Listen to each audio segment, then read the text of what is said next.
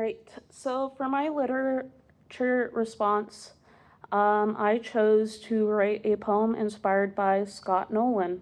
I chose Scott Nolan because one, I just really liked his poems, and I've been getting into like free verse, and also um, a lot of his poems uh, really reminded me of my time when a time where I would go live in Winnipeg with my mom or with my sister, or plus I would go visit them almost every birthday. So I wanted to write a bit about those. Like a lot of his poems, they give me like a very vivid image of where he was or like who he's like writing about, like you very like vivid memories that often aligned with my own or reminded me of my mother. A few poems in particular that inspired me. Well, what first inspired me to pick him was I didn't even know what I was gonna write about, but like what made me decide was the poem "Spin the Bottle," which was also the first poem I saw when I opened the book. Because I really like that one, but like that one doesn't really fit with my thing at all, but that's like what got me interested. The poems that did inspire my own poem had been Firecracker and Winter, both of which remind me of my mother or of my time being in Winnipeg. I feel like I should read them, so I will. So I'll read Firecracker first. So Firecracker for Leslie. She's a spark plug with firecracker eyes and a voice like silver bullets. She should have been a blues singer. I know one thing, if anyone's kicking my ass, I hope it's her. She's an oversized, fuzzy housecoat and has the smile of a beautiful child. People seem happier when she is around. She knows how to negotiate the hard cases and to make them soft again. I want to see her sparkle, leaving trails of light as she goes. I want her to know how many people love her. So when I was first writing the poem, I wanted to write something like that, like this poem. It makes me happy, it makes me think of my mom. And then I was writing my poem, and then like halfway through it kind of just got sad, which was kind of, yeah. The other poem that inspired this more on the later half, the sounds of children playing hockey echo across the river near the off-leash dog park. Air thick with birch smoke from a backyard fire, those last few houses pressing the deadline, keeping up their Christmas lights well past their broken New Year's resolutions. We'll embrace this forgotten landscape, for those of us for whom winter is a middle name have learned to appreciate the silence several feet of snow will bring. I will walk the Truro Creek through the culvert beneath Portage Avenue, Bruce Park, past the War Memorial under the little red wooden footbridge, across the frozen Assiniboine, leaving fresh tracks, stopping at Devil's Ditch to say a little prayer. So, I connected with that one because a lot of the time when I would meet with my mom, or go stay with her, was in the winter. It just happened that the last time I saw her living was in summer, and that's what I wanted to read about. But yeah, Christmases were very special with us, and winter, yeah, I lost my track of thought. Is that, yeah, and then a lot of the poem focuses on after she passed, which was during the winter holidays. So if I got stuck, I just looked at the poem and tried to think about what it looked like around me and what I felt or what I feel now.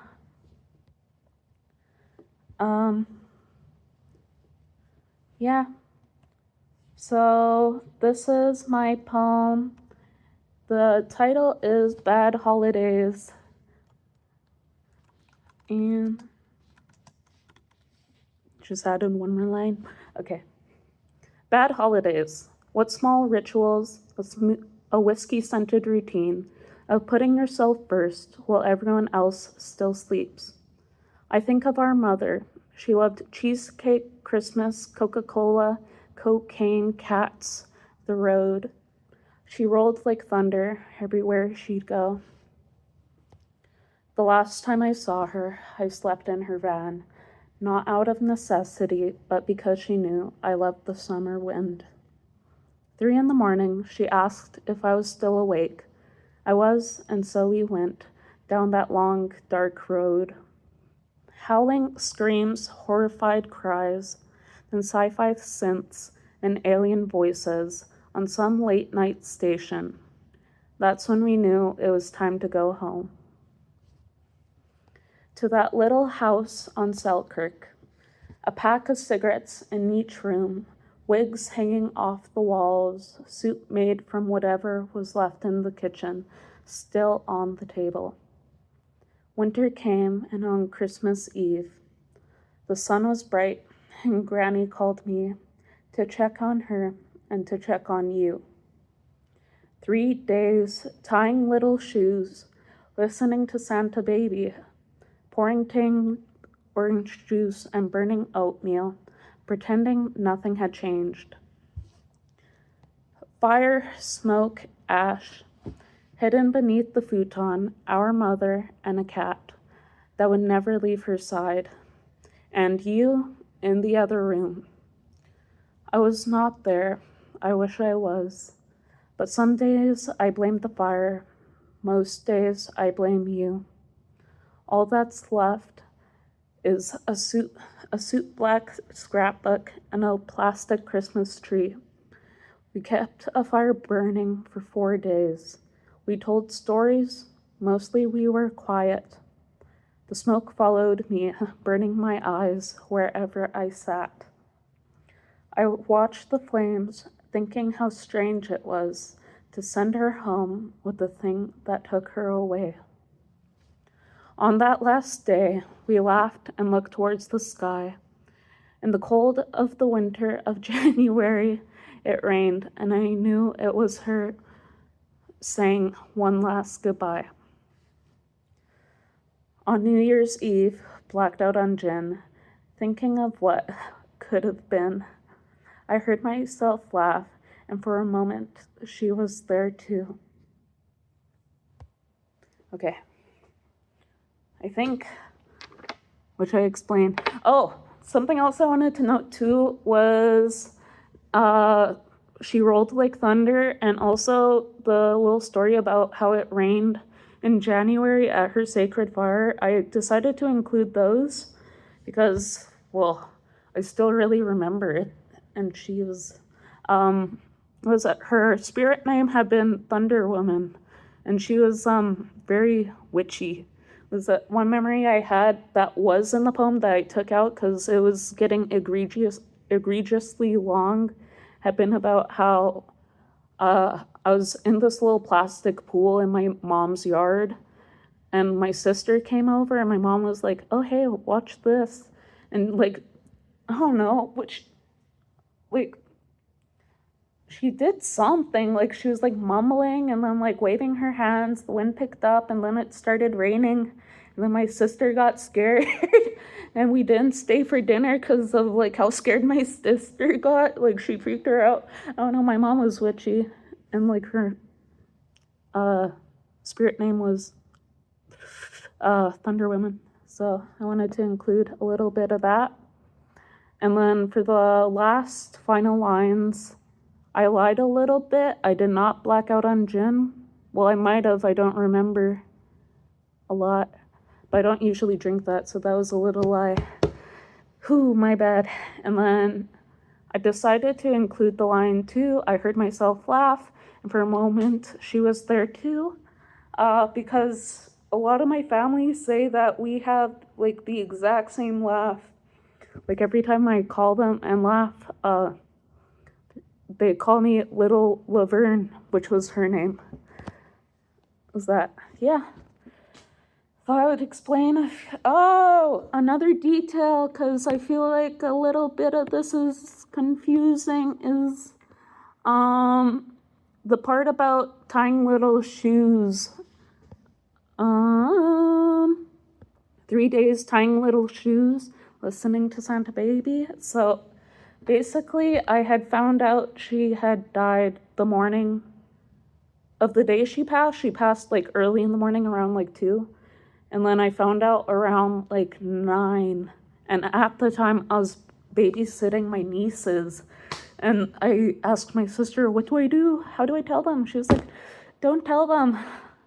Which kind of, ooh, that was hard to do because like, I'm like going through it. And then at the same time, I'm trying to make it a good Christmas. That was rough. But yeah. Is that? There is, so throughout the poem too, I do refer to a you. That you is my brother. We're mostly good now. He's mostly good now. Not perfect, but good. Me and my brother don't talk that much, but he's still family, and even though he made some poor decisions, my sister said try to forgive him. It's just during the poem they kind of came out. R.E.P.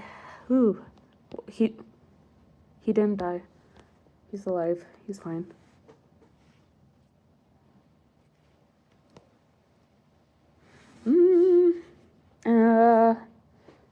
What's that? I think that's it. I think. Thanks. I hope you liked it.